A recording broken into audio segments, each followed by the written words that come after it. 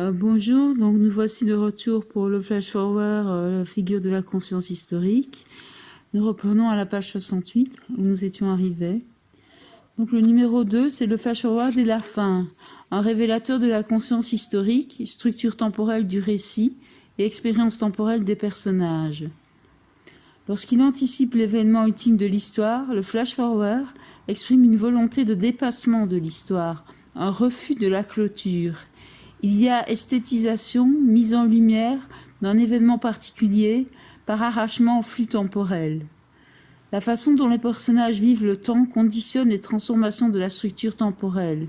Les héros de Sidney Pollack endurent le temps, ceux de Clément l'esthétisent et le héros de Cronenberg s'en affranchit. Le rappel de l'heure est destiné à nous signifier un mode particulier d'expérience temporelle. L'omniprésence de l'horloge dénonce un temps social. Le temps y est intervalle de temps, temps mesurable, contrôlable. Chaque temps symbolisé par l'écart entre les deux segments. Cran de l'horloge, de la montre est à remplir. Temps scientifique, spatialisé par l'horloge, destiné à être occupé par une action particulière. Un temps pour chaque chose. Il ne s'agit pas de nous signifier grossièrement le temps passé entre deux plans, mais de nous signifier la façon dont le temps est vécu par l'homme en société. Ce temps social entre en conflit avec le temps vécu par l'homme hors société. Ce temps qui passe et ne cesse de rapprocher l'homme de l'issue fatidique que lui assure sa condition humaine, la mort. 2.1. Le temps enduré dans On achève bien les chevaux. Pour les participants du bal de la destinée, le temps est plus que duré, il est enduré. L'enjeu du concours de danse est une prime de 10 000 $ promise aux vainqueurs, mais elle n'est pas seule à motiver les participants. Les organisateurs fournissent chaleur électrique, sustentation, abri, et ces avantages font que durer le concours, c'est d'abord durer la vie.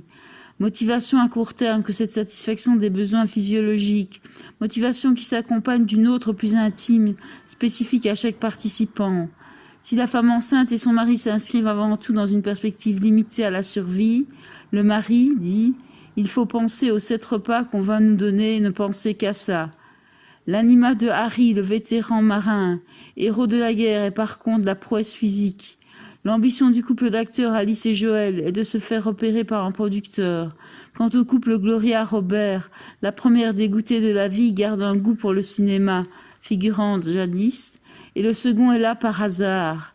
L'histoire prend cours dans les années 30 aux États-Unis, sous la présidence de Hoover, en pleine dépression économique. 2.1.2. L'expérience commune de la durée, marathon, égale présent diégétique et la mise en perspective de la vie de Robert, anachronie. Robert est le personnage poétique, c'est sa vie qui est mise en perspective. Le passé. Assis au bord de l'océan, le personnage se souvient d'un événement de son enfance qui vit l'abattage d'un cheval par un vieil homme après une courte danse d'agonie. Nonchalance d'un être, opération de la mémoire associative, création d'une métaphore entre l'homme et l'animal. Le flashback de l'image est attribué à Robert de façon conventionnelle, travelling avant puis arrière sur son visage. Cette séquence générique se présente sous la forme d'un montage métaphorique. 3 minutes 41 secondes. Expression visuelle d'un titre évocateur. Les plans de Robert enfant courant après un cheval dans les champs sont des plans de liberté. La musique est tendre, le rythme lent jusqu'à ce que les paroles en over du présent viennent sceller la dictature de la parole sur l'image.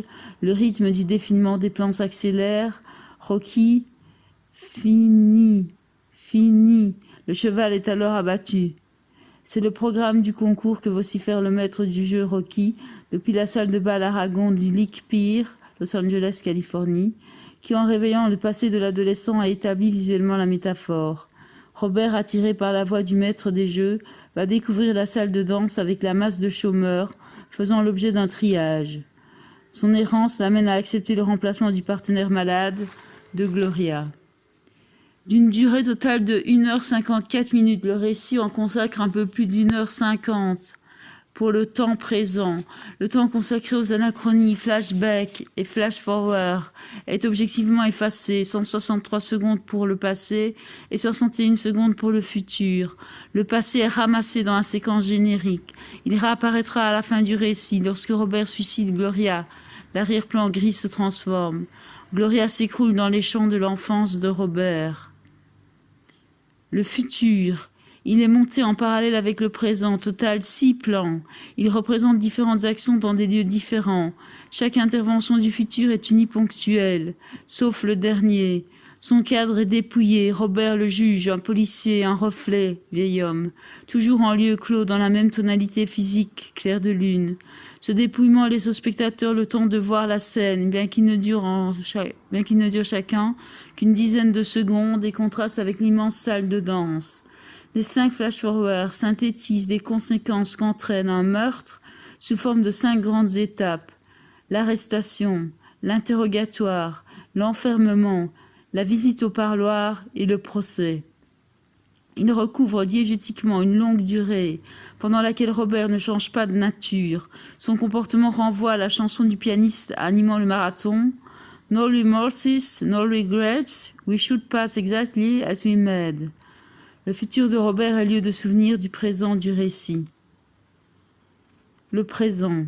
Le point de vue cynique de l'histoire assurée de se répéter se traduit pour l'être en société en termes de quotidienneté. Métro, boulot, dodo, tel est le rythme social imposé. Vie réglée, événements organisés, le réveil de l'être humain ne se fait pas en union avec celui de l'astre solaire, mais par nécessité afin d'appliquer un programme, une tâche sociale. Dans On achève bien les chevaux, Robert choisit sa place de prédilection dans ce microcosme social que représente le marathon de danse. Il est celui parmi tous les marathoniens danseurs qui se place dans l'immense salle de bal, au seul endroit où il pourra recevoir une caresse solaire. Il est celui qui ressent l'océan sous le plancher, guette le lever du jour, etc. Dérive poétique du personnage rappelant ponctuellement au spectateur que le jour, le soleil et l'océan existent toujours, quelque part dans un ailleurs, finalement fort proche de ce huis clos étouffant, mais oublié. Le thème du marathon met en perspective le temps social. Les heures ne se succèdent pas, elles s'accumulent. Le temps recouvert par le récit premier de 1200 heures, soit la durée du marathon à laquelle participent Gloria et Robert. Les derniers couples tourneront sans eux. Gloria abandonne lorsqu'elle découvre que les frais occasionnés, linge, etc., lors du concours épongeront toute la somme d'argent des gagnants. Le bal de la destinée est déserté par eux deux. Gloria aura un repos éternel et Robert sera incarcéré pour avoir usé de son libre arbitre. Le temps prend 2 formes à la fois irréversibles par l'accumulation des heures et cycliques par la répétition du programme quotidien. 2 heures de danse séparées par 10 minutes de pause avec une accélération lors des derbies. 2, 1, 3. Temps de la narration. L'histoire se déroule dans un lieu clos, la salle de danse, où l'action unique est la danse. Nous percevons l'écoulement du temps à travers le déroulement du marathon de danse. L'organisation des journées est définie dans le programme par Rocky. Chaque journée est structurée de la même façon. 10 minutes de pause séparent chaque période de 2 heures de danse.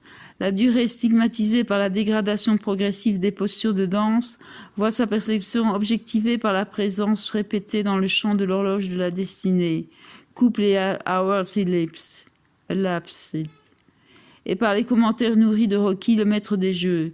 Outre ces indicateurs temporels intradiégétiques, la narration a recours à des procédés techniques qui, eux aussi, contribuent à signifier la durée. Fondus enchaînés et ralentis sont mobilisés. Leur utilisation dépend étroitement du contenu narratif qu'ils véhiculent. La narration économise par exemple le temps du récit en faisant des fondus enchaînés sur un plan de danse passive, de même composition plastique, avec une très légère variation de l'angle de prise de vue, ce qui lui permet de raconter en 1 minute 30 secondes, de la 35e minute 50e seconde à la 37e minute 20e seconde, un temps diégétique équivalent à 264 heures, tout en préservant un sentiment de durée. A contrario, la narration, elle n'hésite pas à dépenser le temps du récit pour raconter en temps réel le derby. D'une durée diégétique de 10 minutes, ce seul moment d'accélération du concours couvre lors de sa première effectuation 10 minutes du temps du récit, de la 42e minute 8 secondes à la 52e minute 14 secondes, et est lors de sa seconde effectuation, introduite par un filet, dénaturée par l'emploi du ralenti qui rend ces derniers instants d'autant plus interminables que le concurrent marin y meurt d'un arrêt cardiaque. 1h29 minutes 39 secondes à 1h35 minutes 35 secondes. Durée de la scène, pas du derby. 2.1.4. Le temps du récit. Donner un sens à la fin. La narration, lorsqu'elle se délivre des contraintes temporelles, sans pour autant se muer en sous-narration, subordination d'une intrigue à un narrateur délégué, ou obéir à une logique narrative, vision, rêve, choisit alors d'obéir à un ordre plus discursif. Les enchaînements se font par réaction devant l'image. Une réplique d'un personnage fait dévier la narration du cours normal des événements, nous donnant l'impression que les images conversent entre elles. Nous allons voir comment le dispositif en flash-forward produit un discours se présentant sous la forme de 5 hypothèses non exclusives du meurtre de Gloria par Robert, dont on achève bien les chevaux. They should horses, don't they? À 5 reprises, la narration interrompt le cours des événements, le marathon de danse, pour nous présentifier le futur de l'un des concurrents, Robert. Nous proposons d'interpréter ces 5 passages comme le mouvement d'une pensée, établissant des liens de cause à effet entre divers moments du présent et le meurtre de Gloria par Robert. Cette pensée mime la démarche rationnelle d'un enquêteur, formulant rétrospectivement des hypothèses ayant mené à l'issue finale en connaissance de cette dernière. Elle s'inscrit en marge de la réponse de l'annonce poétique proposée en ouverture du récit et qui, en l'espace de 3 minutes 40 secondes, sous la forme d'un montage métaphorique, avait signifié l'idée directrice du récit. Il nous annonçait le programme narratif, la concrétisation d'une métaphore, la saisie littérale de son sens. On achève bien les chevaux, pourquoi pas les hommes?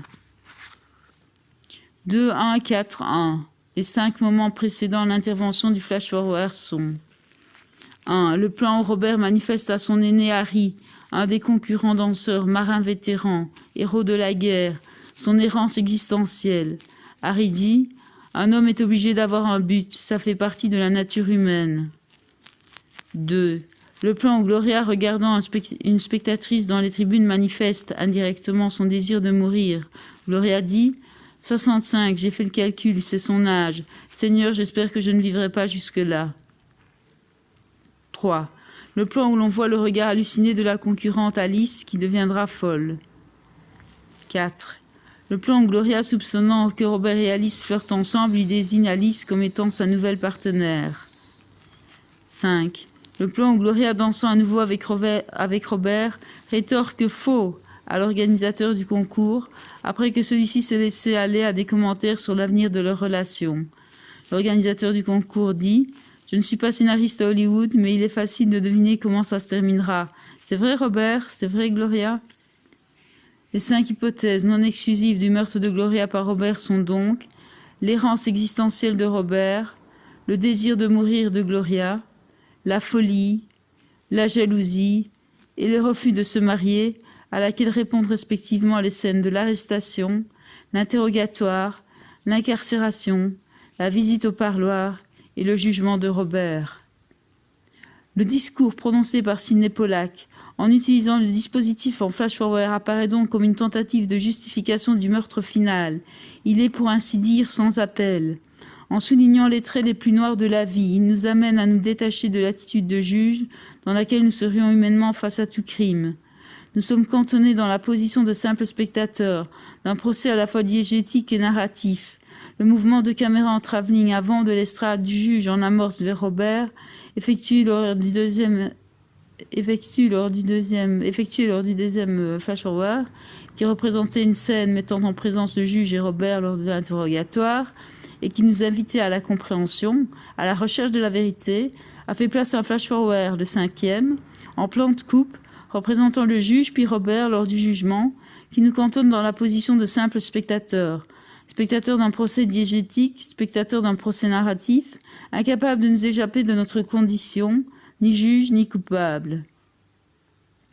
Si les 4 premières interventions du flash-forward participent de cette démarche rationnelle, comme nous l'avons dit, la 5e se détache davantage pour laisser apparaître la véritable motivation du récit.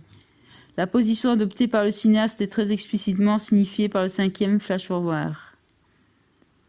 Le 5e flash-forward répond littéralement à l'anticipation de l'organisateur du concours, Rocky, véritable porte-parole symbolique d'un certain cinéma américain, quand il vient contredire intimement la prédiction Happy Hand insinuée par Rocky. Prédiction qui se révélera être lors de la scène suivante un projet puisqu'il leur proposera un mariage fabriqué pour le bien du spectacle.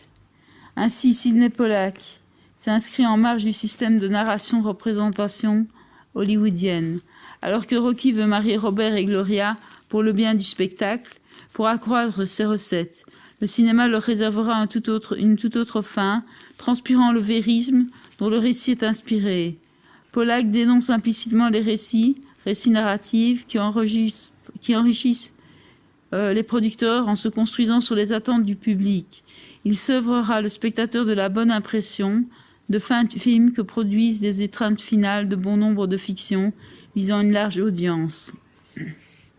2.2. Temps de l'horloge dans le château de verre. L'horloge, l'indicateur de temps. Le scénario présente à plusieurs reprises la confrontation des personnages au temps de l'horloge. Deux types de regards participent au soulignement de ce type de rapport au temps, le regard intradiégétique et le regard extradiégétique. Nous allons d'abord exposer les symptômes de l'emprise du temps de l'horloge sur le récit, avant d'en dégager les implications au niveau de l'expérience temporelle, et terminerons par l'examen de la structure temporelle du récit, au regard des diverses modalités de l'expérience temporelle dégagée. 2.2.1. Les manifestations symptomatiques du règne de l'heure mécaniste. 2.2.1.1. Par le premier type de regard, le regard intradiégétique. 1. En Italie, Evelyne et Rémi passent leur dernier instant ensemble alors que son mari Laurent et son chaperon Elena jouent aux échecs. Les segments lumineux de la montre de Rémi, qui se détachent dans la nuit italienne, au début de cette séquence, nous informent qu'il est alors 22h45. Rémi regarde à diverses reprises l'heure, sa montre, l'horloge de l'hôtel. Nous apprenons par Laurent que le train pour Paris, que doit prendre Rémi, est à 23h. 2. Le montage alterné entre Evelyne à Berne et Rémi à Paris, lors de la communication téléphonique, fait à nouveau entrer en force le temps de l'horloge. Lorsque Rémi invite Evelyne à Paris, en lui disant l'heure du train qu'elle doit prendre soit 22h26, si elle veut passer le lendemain une journée avec lui. 3. À Paris, à l'hôtel du Jardin, lorsque Rémi, après avoir laissé Evelyne se reposer de son voyage en train Berne-Paris, dans sa chambre, pour l'attendre sur le banc qui s'est visible depuis sa fenêtre, est informé par l'hôtelière et son employé qu'Evelyne est partie depuis une demi-heure à -13. 4. À Paris, au restaurant de la gare de l'Est, Evelyne, après avoir raté son train, répond à Rémi que le suivant est à 9h. Rémi le sait, il trouve les horaires bien faits. Rémi, 21h, c'est le bout du monde. 5. À Paris, à l'hôtel du Jardin, lorsque les amants se réveillent au petit matin et qu'Evelyne demande à Rémi l'heure. Celui-ci lui répond qu'il est 5h15. Il déduit l'heure en voyant par la fenêtre de sa chambre l'employé du métro prendre son travail. Evelyne dit alors qu'il reste encore 2 heures avant le train. 6. Après une étreinte, lorsque Rémi manifeste son désir d'être plus vieux d'un jour, Evelyne prend la montre de son amant sur la table de nuit et avance ses aiguilles en racontant ce qu'elle fera jusqu'à Berne où elle compte parler à son mari. Son récit précède le flash-forward. La montre est filmée en gros plan. 7. Après la fin de la séquence en flash-forward, lorsque le dernier plan de l'avenir disparaît en gondolant et en rétrécissant dans le cadre de la montre de Rémi, et que la jeune femme remonte les heures avant de déposer la montre sur la table de chevet. 8. Après la scène tendre du bain, lorsque Rémi demande l'heure à l'employé de l'hôtel du Jardin, ce dernier lui dit qu'il est 7h15. Une course effrénée contre la montre va alors s'engager, le train étant à 7h30. 2.2.1.2. Par le second type de regard, le regard extradiégétique. 1. Lors de la première scène du récit, lorsque la caméra, en opérant un panneau travelling suivant le mouvement du bras de Rémi, fait exister le temps de l'horloge indépendamment de tout regard intradiégétique encadrant la montre. 2. Lors de la séquence en flash-forward embrayée par Evelyne, lorsque la caméra opère un mouvement autonome pour, depuis l'intérieur de la chapelle ardente, filmer dans la profondeur de champ, un policier panoramiqué sur la gauche, faisant découvrir les chaussures des victimes dépassant de dessous les couvertures et une carte de France pour arriver sur le corps dévoilé d'Evelyne et ensuite remonter sur l'horloge indiquant 7 heures. Deuxième plan de la séquence en flash-forward. 3. Lorsque nous voyons les amants arriver à la gare, la caméra qui filme en plan d'ensemble la place où se trouve la statue de Jeanne d'Arc quitte le taxi des amants pour opérer un mouvement autonome jusqu'à une horloge située dans les hauteurs sous la façade de la gare, nous informant qu'il est 7h30. 2.2.2 Implication du choix de l'horloge comme indicateur de temps, le temps-délai comme expérience temporelle et les motivations des personnages. Le temps qu'Evelyne et Rémi passent ensemble est toujours présenté comme un délai. Cette expérience temporelle a 4 déterminants. 2.2.2.1 Le temps-délai comme une contrainte sociale, un rythme social. Pour Rémi, le temps passé en Italie prend fin dans la mesure où son train est à 23h et où il doit retourner à Paris. Centre fédérateur où son patron lui dira sa prochaine destination. Il est vendeur de machines à travers l'Europe. Pour Evelyne, le temps passé en Italie prend fin dans la mesure où son mari est venu la chercher. Si le dialogue nous apprend qu'elle était au bord du lac de Côme, en vacances, comme chaque année, aucune information ne nous est livrée sur sa situation professionnelle. Evelyne n'a d'autre raison d'être à Berne que ses obligations maritales. Si le scénario lie le temps de l'horloge à Rémi, la vie parisienne, et au rythme du travail, le taxi qui doit être à 10h chez l'huissier, l'employé de l'hôtel du Jardin disant à Rémi qu'Evelyne est partie à -13, Rémi qui déduit qu'il est 5h15 en voyant par la fenêtre l'employé du métro prendre son travail, il devient aussi celui d'Evelyne. En éloignant les amants dans l'espace, le scénario subordonne leur rencontre à venir aux horaires ferroviaires. Le temps d'Evelyne se transformera, passant du temps de l'introspection à celui du délai. 2.2.2.2 Le temps, délai comme un jeu, s'éprouver et transgresser. 1. La scène où Rémi invite Evelyne à Paris est séparée de la scène où Evelyne débarque à Paris par 2 scènes qui expliquent la motivation d'Evelyne. C'est après la dispute avec Elena, première scène, qu'Evelyne décide d'aller à Paris, seconde scène, et non directement après le coup de téléphone de Rémi. Elle transgresse la volonté d'Elena et de Laurent. 2. La scène de téléphone, présentée en montage alterné, est introduite par une discussion entre Marion et Rémi. C'est Marion qui, par jeu, appelle Evelyne. Rémi participe au petit jeu de sa maîtresse pour voir si Evelyne, la femme défendue, viendra ou non. Le temps devient un jeu en plus d'être un délai dans la mesure où c'est Rémi qui pose les limites de la rencontre. 2.2.2.3 Le temps-délai, esthétisation beauté de l'instant. Lors de la première scène du récit, Evelyne trouve merveilleux le fait que Rémi doive partir bientôt. Cette esthétisation de l'instant se retrouve lors de la scène de déjeuner au restaurant de la gare après le faux départ d'Evelyne. Rémi dit « Vous ne trouvez pas ça joli, ce temps entre maintenant et le train, ce temps où il ne peut rien se passer ?» 2.2.2.4 Le temps délai, course contre la montre, se réaliser. Les amants vont engager une course effrénée contre le temps après avoir passé la nuit ensemble. Evelyne veut retourner à Berne pour parler à son mari. On ressent de la part des amants une volonté de se réaliser. Evelyne semble connaître la fin de son histoire, double sens du dialogue. Depuis sa manipulation du temps de la montre de Rémi et le flash-forward, et vouloir le châtiment que lui réserve l'avenir, flash-forward, châtiment sur lequel elle s'interrogeait avant le flashback, qui déjà était lié à elle. Le flashback apparaît par ouverture à l'iris depuis l'œil d'Evelyne. Rémi veut, lui, qu'elle parte pour l'attendre. Il aime se montrer attendant. Scène du banc aux pigeons. Ces diverses modalités du temps-délai nous amènent à conclure que l'horaire ferroviaire sert de prétexte à la survivance de la passion. Les amants se veulent soumis à une fatalité qu'ils créent de toutes pièces afin de se réaliser individuellement. 2.2.3 Examen de la structure temporelle du récit au regard des diverses modalités de l'expérience temporelle dégagée.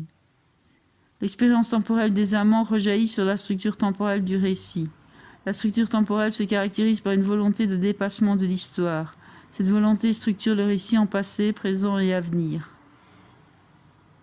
2.2.3.1 Le temps-délai comme contrainte sociale. Tout récit comporte nécessairement un dernier plan et doit de surcroît se plier à une durée de film plus ou moins conventionnelle. Le flash-forward d'une durée de 2 minutes apparaît tardivement dans la structure narrative. Le récit en est déjà à la 84e minute. Il en compte 93. Cette position dans la structure narrative pose directement le flash-forward en réaction à la fin du récit. 2.2.3.2 Le temps-délai comme jeu, mode d'insertion. Le flash-forward est consécutif au jeu de manipulation symbolique du temps que fait Evelyn lorsqu'elle avance puis recule les aiguilles de la montre. Elle fait à son amant le récit de ce qu'elle a l'intention de faire, paraissant contrôler le temps. C'est un temps de maturité pour chacun des amants. Leur côté enfantin disparaît. Rémi veut garder Evelyn et Evelyn veut parler à son mari. 2.2.3.3 Le temps, esthétisation de la mort. Le flash-forward, en arrachant le segment représentant la mort d'Evelyn, l'esthétise. Elle s'affiche comme étant l'objet d'un regard. Nous sommes en attente de cette image de mort, d'un plus de réalité. 2.2.3.4 Volonté de se raconter.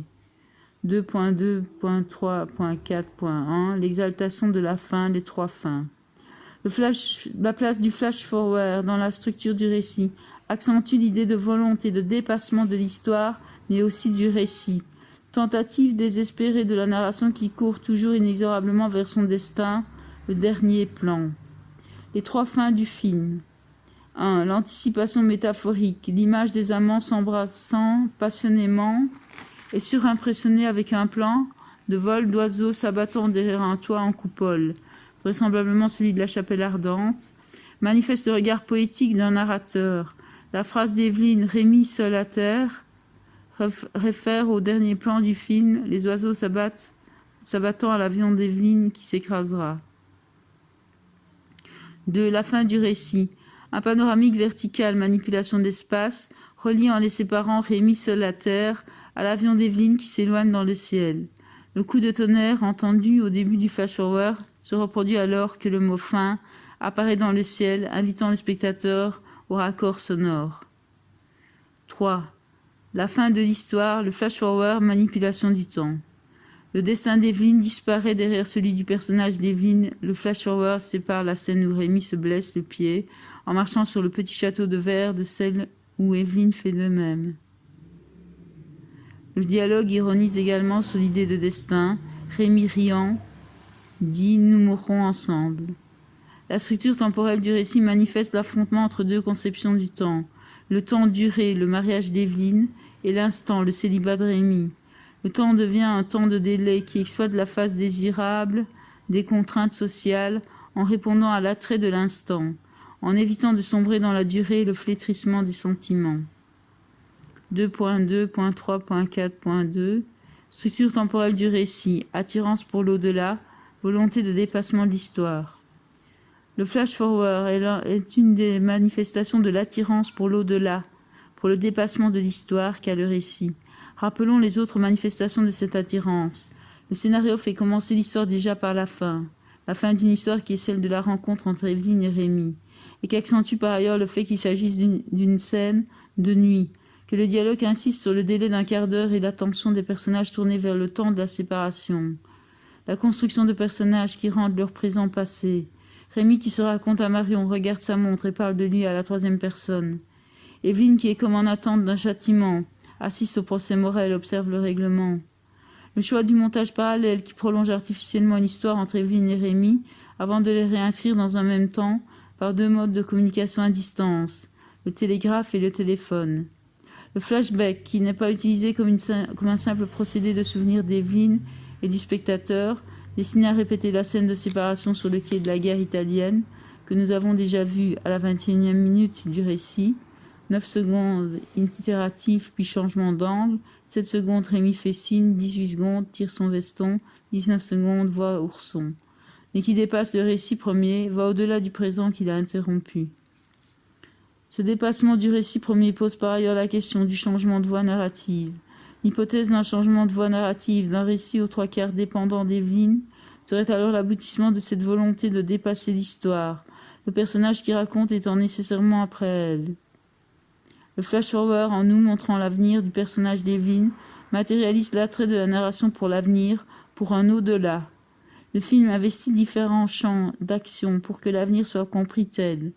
Le temps s'affiche clairement comme étant manipulé, et le thème du flash-forward, la mort physique d'Evelyn, consolide la dimension future de la situation diégétique anticipé sur l'axe temporel.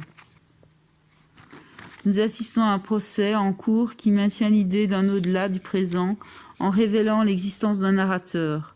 L'idée de procès et la présence d'un juge apparaissent donc en marge de l'intrigue principale, le récit ayant rejeté cette thématique du jugement des hommes sur l'intrigue secondaire. 2.2.3.4.3 L'autre juge, le destin, rejet du dénouement de l'intrigue secondaire. La fin suggérée dans le flash-forward et son rapport à l'intrigue secondaire, le sens de la fin. L'intrigue secondaire introduit la thématique du jugement. À 2 reprises, la caméra filme la salle du tribunal bernois où Laurent préside un procès. Le procès Morel, procès relatif à une femme qui s'accuse d'avoir tué sa belle-mère, trop encombrante par amour pour son mari. Cette intrigue, qui est une variation narrative de la situation d'Evelyne, greffée sur l'intrigue principale, accrédite la thématique du jugement, qui devient une véritable épée de Damoclès au-dessus de la tête des amants, et tout particulièrement d'Evelyne. Evelyne, qui se projette sur cette femme, se présente alors comme celle qui tuerait Elena par amour pour son mari. On la voit sensibiliser lors du procès, puis défendre en privé l'accusé. Cette virtualité narrative atténue la faute de l'adultère qui serait indirectement causée par l'accaparement de Laurent par Elena. Elle est celle que l'on peut dégager après l'intervention dans le récit de la première scène du tribunal. La seconde et dernière intervention d'une scène de tribunal nous montre le désaveu de la femme après avoir appris que son mari n'a pas tué sa mère par amour pour elle, mais pour une autre femme, visiblement frivole, à qui il avait promis le mariage. Une autre virtualité narrative se dégage. Evelyne tuerait alors Elena non plus pour son mari, mais pour son amant Rémi. La cause du meurtre de l'intrigue secondaire devient alors la passion et non plus l'amour conjugal. À cet effet, le dialogue de Pierre Bost transfère de façon subliminale l'issue de l'intrigue secondaire sur l'intrigue principale. Laurent dit « Je cherchais un ouvre-boîte comme je disais à Evelyne », posant ainsi ce qu'il cherche, la cause du crime, la passion, dans la boîte. Or, cette boîte mot nous renvoie précisément à la matérialité de la boîte que reçoivent subrepticement Evelyne alors qu'elle parle du procès avec Laurent. Et cette boîte objet contient les roses de Rémi, symbole de la passion des amants. Il s'agit ici d'un symbole culturel repris par le film et non construit par lui. L'intrigue secondaire ouvre des perspectives pour le spectateur qui est amené à voir dans son dénouement ce qui pourrait être celui de l'intrigue principale. Berne où a lieu le procès Morel est le lieu qui aborde la question de l'adultère du point de vue moral, de la justice des hommes. Les scènes bernoises parlent de l'adultère d'Evelyne de façon détournée, ce qui crée une tension. La question du châtiment à donner à un crime a été soulevée dès le début du récit. Lorsque, de retour d'Italie, Evelyne et Laurent ont une discussion tournant autour de la notion de bien et de mal, en évoquant précisément le procès Morel. Dans le château de Verre, la justice est personnifiée par Laurent. Il est celui qui, de par sa situation professionnelle, décide de l'avenir des accusés, mais le récit pose symboliquement d'entrée de jeu les limites de son pouvoir pour en faire en définitive le spectateur d'un autre procès. Laurent a perdu de la partie d'échecs contre Elena et une autre plus symbolique contre Evelyne. Laurent dit « Je n'ai pas l'habitude de jouer avec des pièces de musée », alors que sa femme et son amant dansent sous ses yeux, entre les statues de cet étrange hôtel. Il perd aux 2 jeux, jeu de société, jeu en société. La mort d'Evelyne le prive de la juger. Elena, flash forward, dit « Tu ne vas pas la battre ou la battre, puisqu'elle est morte ». Dans le montage narratif, les 2 scènes du procès sont toutes les 2 suivies d'une scène où Laurent parle de son procès en privé. La première avec Evelyne, la seconde avec Elena.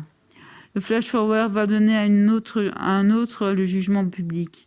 Le flash-forward qui comporte la scène où Laurent est en position de juger Evelyne, c'est-à-dire lorsqu'il apprend sa fugue à Paris, il la croit en repos aux Tourelles, arrive après le jugement de cet autre. Laurent ne peut plus juger qu'en privé et en vain. L'hypothèse de départ formulée par Evelyne avant le second départ de la narration, flashback dépassant le récit premier pour s'y substituer, tombe à l'eau. Laurent, scène de discussion après l'Italie, dit « Evelyne, aurais-tu par hasard toi aussi l'intention de tuer quelqu'un ?» Evelyne répond « Tu me jugerais, ça serait drôle. » La mort d'Evelyne dans un accident d'avion est une façon un peu lâche de terminer l'histoire des amants. Un accident n'a pas de sens. L'intrigue secondaire contribue à transformer la lecture de la mort d'Evelyn. Elle ne meurt pas dans un accident, mais elle échappe à la justice des hommes, au procès moral. Le flash-forward est la concrétisation, l'aboutissement de cette lecture. La manipulation du temps transforme l'accident en intention scénaristique. À cet effet, une voix hors champ lors de la seconde scène du procès jaillit de nulle part, comme pour nous commenter la structure narrative en flash-forward. Je suis obligé de protester contre la tentative d'utiliser des histoires sentimentales que peut avoir eu mon client pour des fins tendancieuses. Le flash-forward présente 2 scènes qui, en rompant la chronologie, donnent à l'accident un sens. Le temps que les amants passent ensemble représente le passage d'un état à un autre, un processus. Le chemin d'Evelyn est dévié de sa trajectoire. Elle devait prendre le train, mais elle le rate et meurt dans un accident d'avion. Le flash-forward sensibilise car il nous montre les derniers instants de quelqu'un qui va mourir. Il dicte le sentiment du spectateur qui, au fur et à mesure que l'heure s'approche, voit la main de la fatalité narrative s'abattre de plus en plus. 2.3. Temps vital dans Dead Zone. L'écoulement du temps dans Dead Zone est aux antipodes de toute mesure sociale du temps. À la suite d'un accident, le personnage se retrouve face au temps véritable, celui qui le conduit inexorablement vers la mort physique. Le récit s'ouvre par une sonnerie de fin de cours qui annonce la sortie du héros du temps réglé par la société. Après avoir donné cours à ses étudiants, Johnny Smith passe l'après-midi à la foire, montagne russe, reconduit en soirée sa fiancée Sarah chez elle et part seul dans la nuit sous une pluie battante. C'est l'état du ciel qui nous informe de l'heure qu'il doit vraisemblablement être. Après l'accident de route de Johnny, on le retrouve à l'hôpital. Sarah, dépêchée sur les lieux, rappelle aux comateux leur projet de vie, le mariage. Ensuite vient 3 secondes d'écran noir et une vingtaine de secondes où l'on voit 2 plans moyens de l'Institut Isaac, reliés l'un à l'autre par un fondu enchaîné. Nous apprenons lors de la scène suivante que nous avons en fait fait un bond en avant d'environ 5 ans, durée du coma de Johnny. L'heure n'a plus de sens pour cet homme qui a tout perdu, sa fiancée, sa situation professionnelle, ses jambes. Quel rapport Johnny a-t-il alors avec le temps ?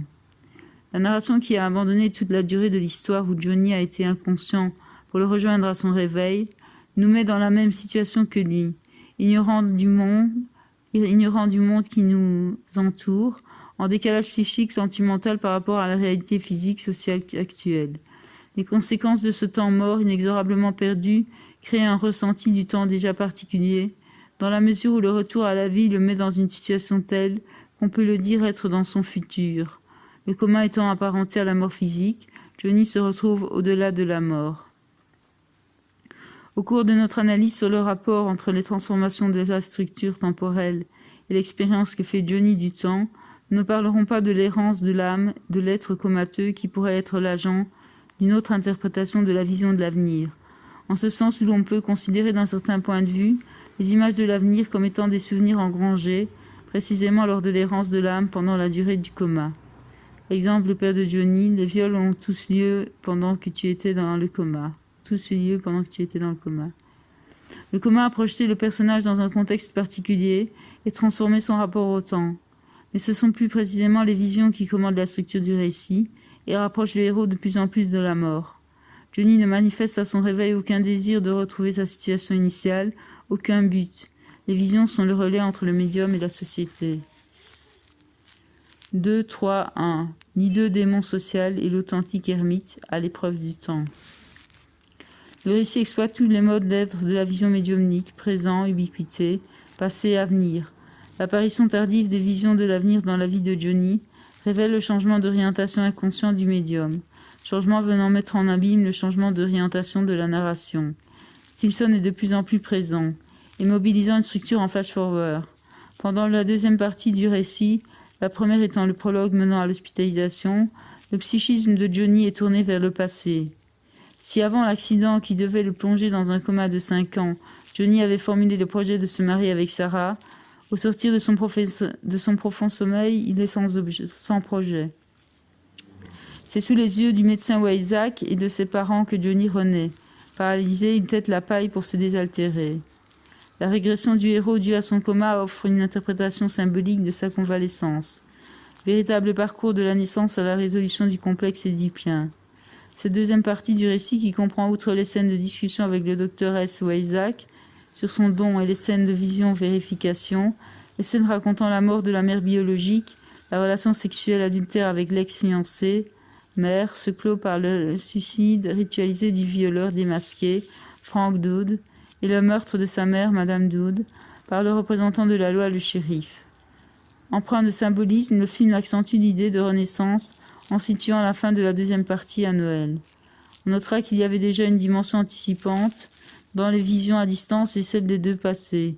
La fillette dans une chambre en feu avec Johnny dans son lit, l'appelant à l'explosion dans l'aquarium, pulsion sexuelle, ainsi que les chevaux de guerre dans la vision de l'invasion de la Pologne par les nazis, référaient symboliquement au thème du viol. Les chevaux de guerre sont un motif qui se retrouve dans la maison du violeur sous forme de tapisserie et de figurines.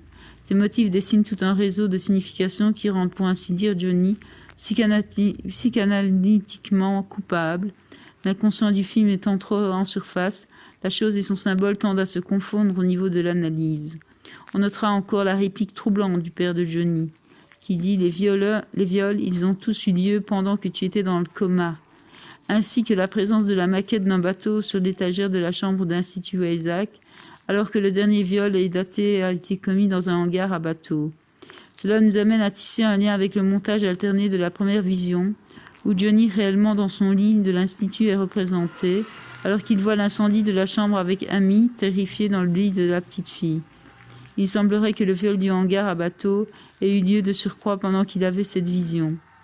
Quant à la scène du viol du kiosque, lorsque Johnny force sa vision alors qu'il est dans le même espace, il se retrouve présent dans l'image du passé et le découpage de la scène est tel que l'ambiguïté s'accentue entre le voyant et le violeur. On sait que David Cronenberg pose Johnny comme l'archétype de l'artiste. En ce sens, il n'est pas exagéré de dire que mettre en scène une scène de viol, c'est montrer un autre violé, mais en se sentant soi-même coupable. Johnny, j'étais là et je n'ai rien fait. Révélateur, selon nous, de cette conscience coupable qui met des scènes d'horreur en scène dénonçant une société immorale, mais en étant aussi une réponse à sa pulsion scopique de l'image de viol. Alain Robert Grillet exploite lui aussi ce pan d'humain. Alain Robert Grillet dit « Il y a dans la tête de l'homme des rêves de viol. Faut-il les ignorer ou au contraire les explorer ?» David Cronenberg cherche la vérité sur l'homme et il souffre de cette quête noble qu'il a entreprise. On peut lire dans le livre de Grunberg que David Cronenberg s'identifie totalement au héros de Dead Zone. Comme elle avait utilisé le fondu au noir de 3 secondes pour séparer la fin de la séquence prologue et le début de la deuxième partie, ellipse de près de 5 ans, la narration annonce ainsi l'entrée dans la dernière partie du triptyque. La narration, maintenant, confronte le personnage à d'autres formes de psychologie. Roger Stuart est un calculateur. Greg Stinson est un ambitieux. Les traits dominants de leur caractère les invitent à l'anticipation. Ils n'ont pas l'aspect pulsionnel de celui d'un violeur. L'apparition des flash-forward coïncide donc avec la présence de nature humaine anticipante et la nouvelle façon qu'a Johnny de vivre le temps. Le travail de deuil est amorcé, Johnny a repris en privé l'enseignement. Son état d'âme reste nostalgique et s'offre à nous à travers les lectures qu'il fait à ses jeunes élèves. La Belle au bois dormant, le texte relatif à la Lénore perdue, lecture de Shakespeare. Bien qu'il ne fasse pas de projet de vie, il a quitté l'environnement douillet de l'enfance, Institut Isaac, foyer familial, et acquis une nouvelle maturité. Si depuis la conférence de presse de la deuxième partie du récit, nous savons que le temps de l'histoire cadre une période électorale, celle du Sénat américain, la campagne électorale a été évincée jusqu'ici par l'épisode du violeur, qui a contribué à faire de Johnny le héros local. L'idée d'élection en germe alors est maintenant de plus en plus prégnante. Elle s'incarnera dans Stinson. La première scène et de la dernière partie du triptyque nous a bien informés à travers la conversation entre Johnny et le médecin Isaac, qu'il avait soigné et accompagné tout au long de sa renaissance, de la nécessité de retourner à l'Institut Isaac pour tenter d'inverser le processus conduisant Johnny à la mort. Isaac dit l'envoûtement du sujet et ses visions gagnent en force et prennent plus d'ampleur à mesure que son physique s'étiole. Nous savons que Johnny n'a plus pour longtemps à vivre, qu'il possède toujours ce pouvoir psychique qui lui pompe de l'énergie et le rapproche de la mort à chaque fois qu'il se manifeste. Or, la mort pour Johnny, c'est Stinson. Avant ce dialogue, la caméra souligne le regard de Isaac sur le panneau électoral en construction juste devant la maison de Johnny. Il représente l'image de Stinson en construction. Présentées consécutivement, les deux scènes de visite, celle de Isaac et celle de Stuart, viennent dresser un portrait de la psychologie actuelle de Johnny. Johnny reste calfeutré chez lui, refusant de répondre à la masse de courriers envoyés par les gens, lui demandant de l'aide. Il refuse aussi de servir de cobaye à Wayzak et témoigne même d'un certain cynisme. Par contre, il accepte de sortir exceptionnellement de chez lui après que Stuart ait dressé un portrait psychologique de son enfant. La similitude des psychologies de Johnny et de Chris apparaît alors. C'est l'outil dont la narration va user pour justifier le fait que Johnny suive Roger Stuart, laissant en nous l'idée d'une rétention d'informations de la part de Johnny. Aucune vision n'apparaît après la poignée de main entre les deux hommes. La maquette de montagne russe posée sur le bureau de l'enfant que nous voyons lorsque Johnny rencontre l'enfant rappelle la scène où les premiers mots de tête étaient apparus, à la foire sur les montagnes russes, vitesse, temps qui passe, avant même le coma, alors qu'il était avec Sarah. Cet enfant en costume aussi assis derrière son bureau, comme un président, ne renvoie-t-il pas à ce qu'aurait été Johnny si au lieu de partir sous une pluie battante 5 ans plus tôt, effrayé par la vitesse de la relation avec Sarah, il était resté avec elle? Coma de Johnny, belle au bois dormant. Si Johnny accepte d'aller chez Stuart, c'est pour aider son fils à rattraper son retard à l'école et non pour rencontrer Greg Stilson. Néanmoins, l'application de l'aller de Johnny chez Stuart étant annoncée par un chant contre chant entre Johnny, vu à travers sa fenêtre alors qu'il suit Stuart regagnant sa voiture des yeux, à un plan du panneau électoral maintenant totalement construit, objet alors du regard de Johnny, la motivation réelle du médium bascule. La poignée de main entre Stuart et Johnny était-elle de la rétention d'informations?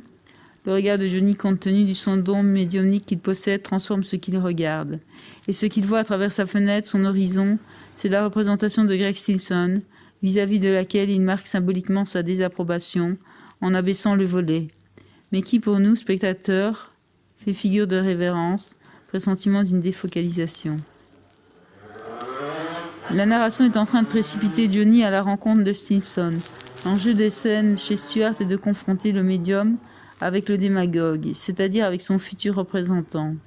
L'élection de Stilson sacrant le triomphe de l'image, démagogie du politicien, sur l'individu. Ainsi, ce qui a amené Johnny chez Stuart, le contact avec l'enfant, pour le décider à prendre des cours chez Johnny, est montré mais transformé exclusivement en scène de regard. La caméra filme Stuart regardant par la baie vitrée le médium et l'enfant marchant à l'extérieur, l'air élégant à l'arrière-plan. La physionomie du père, sourcils pointus, etc., alliant voire reflétant l'aspect calculateur de sa psychologie, donne l'impression qu'il fomente un plan. Cette scène prépare la réception que le spectateur fera du flash-forward. 2.3.2 Stilson, une ligne de force pour la narration. L'avenir du récit est incertain pour le spectateur puisque le personnage dont on nous raconte l'histoire réagit d'après des visions d'origine irrationnelle. Le mécanisme d'éclosion est toujours consécutif à une poignée de main, mais de surcroît pas systématique. Johnny n'a pas de but, il vit. Le film n'a pas de véritable ligne de force. Ce que représente le personnage de Stilson, c'est précisément cette ligne de force qui manque à la narration. Ce programme narratif qu'aurait pu constituer la campagne électorale si la narration s'était focalisée sur Stilson. Lorsque Johnny évoque sa vision de glace brisée au médecin Wayzak, il dit qu'il a encore vécu un autre épisode. Chaque vision est autant de fragments qui tirent la narration dans l'une ou l'autre direction. Le personnage de Stilson a été évité pendant la première moitié du film, la narration n'y faisant qu'une brève allusion, alors que le livre dont il est inspiré présente dès le départ les deux personnages en montage parallèle. Cronenberg focalise sa narration sur le héros positif. C'est progressivement que l'anti-héros va contaminer la narration. D'abord cité après les deux premières visions de Johnny, lors d'une conférence de presse où un photoreporter, le même qui prendra la photo du Newsweek, lui demande s'il croit que Stilson détrônera le sénateur Proctor, apparaissant ensuite sous la forme d'une affiche électorale en construction juste devant sa maison lorsque le médecin Wayzak retrouve sa trace après l'épisode du violeur. Une affiche qu'il regarde à nouveau lorsque Stuart lui demande de donner des cours de rattrapage à son enfant. Une affiche alors complète qui nous est présentée avec un plan de Johnny abaissant son volet et qui précède la première rencontre entre les deux hommes. Une affiche, nous l'avons dit, qui est l'horizon du héros positif lorsqu'il regarde par sa fenêtre. Le temps de dead zone est un temps de délai. La vision, c'est-à-dire l'image de la mort de l'autre, tue à petit feu le héros. L'image-vision annonce la mort physique de Johnny. Quant à la montée dans les sondages de Stilson, elle annonce sa mort sociale. L'idée du passage de l'humain à l'image et réciproquement est l'angoisse de la narration, Mais l'image cinématographique est le signe de cet attrait morbide. Et oui. Lorsqu'il part pour tuer Stinson, Johnny part le jour pour arriver à la tombée de la nuit. C'est lui qui part accomplir sa destinée. Il part tuer le représentant d'un peuple qui est aussi son représentant. Il part tuer son image. Son trajet symbolise tout le parcours du film. 2.3.3 La tentation de l'image. Un climat d'oppression s'est peu à peu installé lors de la dernière partie du triptyque.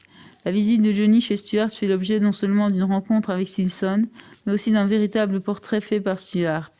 Après l'intermède, scène où Stuart regarde Johnny et son fils, Stuart allume la TV et la fait regarder à Johnny. Nous assistons à un speech télévisé de Stinson. Le projet de Stinson dit avoir pour la narration devient celui de Johnny, qu'il le veuille ou non, puisqu'il est un citoyen. Johnny se retrouve en face de l'image de son futur représentant. Alors que Stuart fait un discours piquant sur Stinson, il le dit dangereux mais gagneur, Johnny ne réagit pas. À ce moment-là, il ne fait aucun rapprochement entre Stinson et Hitler. Johnny manifeste clairement son désengagement social. Johnny dit « Je n'ai pas de carte d'électeur ». Pour un enseignant, son manque d'anticipation, de réaction à l'égard de Stinson est suspect. Le savoir passant par un pouvoir surnaturel semble gommer le pouvoir de déduction d'un individu cultivé, d'une part, et le mettre d'autre part, dans une attitude de contemplation vis-à-vis de l'image de Stinson.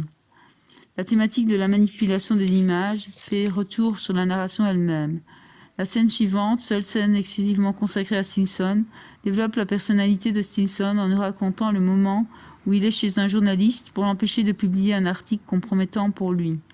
Cette scène où Stinson dit avoir eu une vision lui annonçant qu'il serait élu président est entourée de deux scènes où l'on demande à Johnny de participer aux élections. Stuart dit de voter contre et Sarah, l'ex-fiancée, de voter pour. Intervenant après que Sarah est venue demander à Johnny de voter pour Stinson, le flash-forward écarte pour un temps le problème de l'élection. Le flash-forward montre la noyade de Chris et deux autres patineurs. Johnny réagit à sa vision et va parler au père. L'opposition de Johnny au père entraîne son licenciement. La narration quitte Stuart et Chris pour amener Sarah dans l'histoire. C'est elle qui va amener indirectement Johnny à rencontrer Stinson. C'est en suivant Sarah parmi la foule de militants que Johnny aboutit à une poignée de main avec Stinson. Les flash-forwards sont tous liés à Sarah Stinson, le premier lorsqu'elle lui demande de voter pour Stinson, le second lorsqu'elle est dans la foule de militants, le dernier lorsqu'elle est sur le podium avec Stinson. 2.3.4 Conséquences de la gestion de l'information du flash-forward par le héros, le flash-forward de la motivation au mobile, Stinson un double à abattre. La gestion du savoir apporté par le premier flash-forward que fait Johnny est ce qui transforme les flash-forwards de motivation en mobile. Lorsqu'il a sa conversation avec Weizsäck, Johnny le replace dans le contexte de la Seconde Guerre mondiale. Il obtient du médecin une réponse relative à une question portant sur une situation historique précise qu'il transpose dans la situation présente. Jamais il ne dit qu'il a vu Stinson en passe de déclencher des missiles atomiques. Par ailleurs, il n'évoque pas non plus les deux hockeyeurs qu'il a vus se noyant avec Chris. Il n'évoque pas ces deux enfants qu'il a en quelque sorte sacrifiés. Et lorsque passionné, Weizsäck demande des précisions sur l'accident à Johnny, celui-ci ramène la conversation sur Hitler. Les flash-forwards ne suffisent pas à comprendre les motivations du personnage. Il importe de voir la gestion que fait le médium du savoir qui lui apporte ainsi que le moment où ils se sont déclenchés. 2.3.5 Contexte et gestion des visions de l'avenir. La première période de contrôle psychique de Johnny relative à une vision de l'avenir est consécutive à la vision de son ex-fiancée et de son mari, venu lui demander de voter pour Stinson. La seconde apparaît lors du bain de foule de Johnny, une foule scandant Stinson et l'empêchant de rejoindre Sarah. La troisième et dernière vision de l'avenir a lieu après que Johnny ait tenté d'assassiner Stinson lors du meeting politique. Le démagogue venait d'embrasser le fils de Sarah et il se trouvait sur un podium à côté d'elle. Plus précisément lorsque Stinson empoigne Johnny pour lui demander qui l'a envoyé, le projet d'un autre. 2.3.6 Le meurtre du représentant. Si Johnny se présente comme un héros qui part avec la bénédiction d'un médecin pour empêcher qu'une troisième guerre mondiale n'éclate, il ressort en fait que celui sur qui il tire est l'homme qui a tout ce qu'il a perdu à la suite d'un accident, force physique, situation professionnelle et femme. Il tire sur le futur représentant du peuple. Il tire sur une image qui sera la sienne puisque Johnny est citoyen américain et Stinson futur sénateur. Dans la stratégie narrative, la vision relative à l'enfant est essentielle car elle est ce qui permettra d'amener une figure d'autorité. Le médecin a parlé du pouvoir qu'a Johnny d'infléchir l'avenir de façon rationnelle au moment où plane dans l'air l'angoisse de l'imminence de l'émergence d'un nouvel Hitler, et ainsi a conforté le spectateur dans la nécessité de tuer Stinson. Mais Johnny n'est pas le sauveur de l'humanité, il ne répond pas à la masse de l'aide que la population lui envoie. Il ne se sert pas de son don pour aider les autres. C'est un opportuniste, pas un altruiste. L'angoisse provoquée par la vision de l'imminence d'une guerre atomique ne suffit pas à motiver le personnage. Ce n'est pas après avoir vu l'avenir que Johnny décide d'infléchir. Le passage à l'acte est différé. Il y faut le consentement d'une figure d'autorité, le père de Chris, le médecin, responsable de la vie humaine en général. Ce n'est pas le destin de l'humanité qui inquiète Johnny, mais son destin personnel, l'image finale de sa vie. En procédant par analogie, en agissant par projection, il témoigne d'une volonté de s'inscrire dans l'histoire. La décision qu'il prend est radicale, tuer Stinson. Il n'essaye pas de convaincre la population en faisant part de sa vision. Il a pourtant un passé derrière lui. Le courrier amassé dans son placard témoigne de la croyance que les gens mettent en lui. Sans le détour par l'analogie avec Hitler, sans le déplacement de la thématique de la folie sur le personnage de Stinson, c'est Johnny qui serait menacé de folie. On l'accuserait de vouloir tuer l'homme qui a tout ce que lui a perdu par accident et non de vouloir sauver l'humanité. Johnny se pose comme l'incompris lorsqu'on entend la lecture qu'il fait de sa lettre à Sarah en over. Alors qu'il chemine vers le lieu du meeting, il se met en scène. 2.3.7 Le flash-forward, le temps d'entrer dans l'histoire. C'est en entendant les bruits de fanfare de la campagne électorale devant chez lui que Johnny se réveille. Et bien que ce soit après avoir vu Sarah qu'il se décide à sortir, il est montré en train de regarder par la fenêtre toutes les pancartes, les représentations de Stinson. Il y a toujours flou sur ses motivations. Sarah, la femme perdue, nostalgie du passé, étant liée à Stinson, sa virtualité. Ainsi, lorsqu'il est au milieu des sympathisants, les militants forment comme un mur entre elle et lui. Il suit Sarah des yeux, mais à l'arrivée de la voiture de Stinson, il détourne son regard de Sarah pour le porter vers la voiture du démagogue. C'est au milieu de cette foule surexcitée scandant Stinson que Johnny lui serre la main. La pression du peuple est maximum.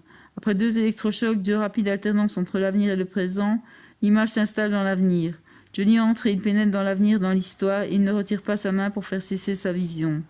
C'est Stinson qui retire sa main, nous donnant l'impression qu'il vient de s'apercevoir que le dessin qu'il forme aujourd'hui pour la nation vient d'être découvert par le médium et que ce dessin est la guerre atomique. On comprend mieux ce qui se cache derrière l'expression entrer dans l'histoire, le double sens que le dialogue peut prendre. Johnny va entrer dans l'histoire avec Stinson. Il sera immortalisé par la couverture du magazine Newsweek. Le projet d'un politicien ambitieux qui utilise l'image, la photographie pour parvenir à ses fins. Photographie du journaliste pris en adultère. Et le médium qui souffre de ces images mentales s'emparant de son psychisme sont les 2 faces de l'artiste qui vit de sa souffrance. La photo de Newsweek nous montre Stinson se protégeant derrière l'enfant à l'arrière-plan, Johnny. Les 2 hommes sont immortalisés, ils entrent dans l'histoire ensemble, ils sortent de l'histoire ensemble. Les 2 hommes sont immortalisés, ils entrent dans l'histoire avec un grand H, ensemble, ils sortent de l'histoire ensemble, petit h. Le récit se termine par la fusion entre la mort du héros, la vision de l'avenir, de la mort de l'anti-héros et celle de l'image cinématographique. 3. Le flash-forward comme volonté de transcendance.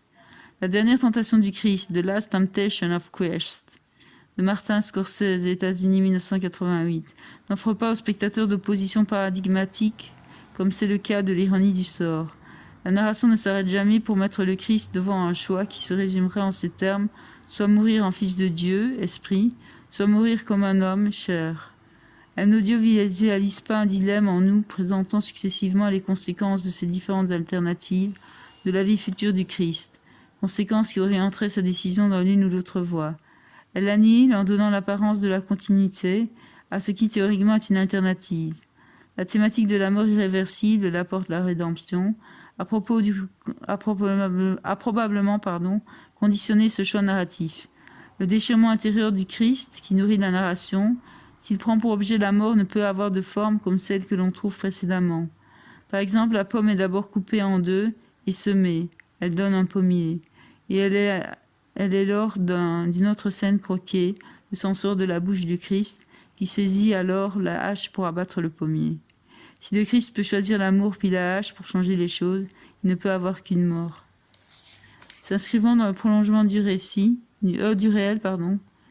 donc s'inscrivant dans le prolongement du réel, l'avenir imaginé ne nous apparaît tel que rétrospectivement. Il figure alors comme un parcours nécessaire au revivement spirituel du Christ par rapport à sa situation pragmatique et la crucifixion. La mort sur la croix n'est plus ressentie, après le flash-forward, comme un abandon, mais comme l'accomplissement d'un tout par un sujet, en l'occurrence Jésus. Tout est accompli, dit-il. Le contenu du flash-forward est donc directement responsable de la réalisation de ce tout, puisque cette reconnaissance de l'accomplissement lui est successive. En prenant en charge sa vie d'homme, il donne forme à l'aspiration humaine du Christ, a priori incompatible avec son aspiration surhumaine, et en s'interrompant pour revenir au présent, il comble l'aspiration surhumaine puisque le sacrifice sera. Flash-forward répond pour ainsi dire à la demande de Jésus, désir d'être le Messie, demande formulée alors qu'il est vieux et vient de recevoir à son chevet 3 de ses disciples, dont Judas, qui lui révèle que l'ange gardien qu'il a descendu de la croix est en réalité Satan. Nous parlons d'accomplissement d'un tout car tout au long de sa vie d'homme, nous avons vu Jésus se laisser guider par l'ange démoniaque. Bien qu'il se soit rebellé contre Dieu ponctuellement, lors de la mort de son épouse Marie-Madeleine et lors de sa confrontation avec Saül, le prédicateur racontant à tout le monde que Jésus est mort et ressuscité, il ne s'est jamais plus adressé directement à Dieu, il a écouté l'ange démoniaque et s'est livré au plaisir charnel. Il a fondé une famille avec Marie, sœur de Lazare, après la mort de Marie-Madeleine. Ce n'est qu'ultimement qu'il se repent après avoir eu une vie d'homme bien remplie. Le second revirement moral du Christ a donc lieu à la fin de cette vie d'homme, c'est-à-dire devant l'imminence de sa mort, s'opposant à Satan, une flamme, dont nous entendons la voix en over, qui rappelle au Christ son attitude, l'acceptation de sa jouissance terrestre. Satan dit « Tu as vécu cette vie, tu l'as acceptée, maintenant elle touche à sa fin, alors meurs comme un homme. » Jésus, genoux en terre, les bras en croix sur un arrière-fond apocalyptique et obscur, destruction de Jérusalem historiquement datable 70 ans après Jésus-Christ, va alors se repentir. Le retour au présent fait figure de véritable coup de théâtre pour le spectateur. La demande du Christ, demande dont de son chevauche partiellement l'image du présent. Jésus dit « Je veux mourir et ressusciter, je veux être le Messie », nous ramène par un travelling avant, en plongée, à un plan de Jésus sur la croix, en train de recouvrer ses esprits. Si nous avions saisi le basculement de la caméra panoramique latérale sur un plan du Christ crucifié, vision horizontale de l'histoire, avec un grand H, comme une marque, une métaphore du basculement de la volonté du Christ, nous n'en avions pas pour autant imaginé que l'image allait basculer tout entière dans l'irréel. Dieu nous a semblé répondre à l'appel du Christ. Jésus, pourquoi m'as-tu abandonné? Mais la manifestation de ce doute n'était que la brèche par laquelle la narration allait passer, pour se livrer subrepticement à l'audiovisualisation de ce qui, sans l'être, flirte avec ce qu'il faut bien appeler une compensation illusoire d'un sacrifice intéressé. Si tu meurs de vieillesse, il n'y a plus de sacrifice, dit Judas au Christ, dans la dernière scène du flash-forward. Et cela après lui avoir rappelé que ce dernier l'avait supplié de le trahir, car il avait peur de fléchir devant la mort. L'emploi du conditionnel révèle à cet instant l'aspect chimérique de la vieillesse. C'est à ce moment-là que le temps passé depuis la descente de la croix est apparu réversible, et que par conséquent les segments narratifs relatifs à la vie d'homme se sont retrouvés empreints d'un effet de subjectivité témoignant de la responsabilité, certes effacée, il ne dicte pas l'image, de Jésus sur le flash-forward. Nous avons cru dans cette vie d'homme parce que tous les éléments étaient là pour nous permettre d'y croire, et nous pensons ici particulièrement à la scène de prédication de Saül. Lors de cette scène, Jésus dit au prédicateur qu'il ment. Il est Jésus, le fils de Marie. Il n'est pas mort sur la croix car Dieu l'a sauvé. La réponse de Saül est décisive pour notre entendement. Il dit « Tu as lancé une idée que tu n'arrêteras pas. Les gens ont besoin d'y croire. Mon Jésus est beaucoup plus puissant que le tien. » Pour le spectateur, l'idée de résurrection venant combler un besoin, alors que Jésus aurait eu une vie comme les autres, en marge de ses croyances, renforce la réalité de la vie d'homme, puisqu'elle devient compatible avec la résurrection. Si le retour sur un plan de Jésus sur la croix reste un retour au présent réel et non un flashback, revenant au moment crucial où le Christ a moralement basculé après une vie d'homme qui aurait été effectivement, cette dernière interprétation reste à nos yeux tentante. Le mouvement de va-et-vient demeure ambigu, et cela même si pour Martin Scorsese, auteur du film, la vie d'homme du Christ est un rêve. Voilà, nous allons faire une petite pause. Merci. Page 88.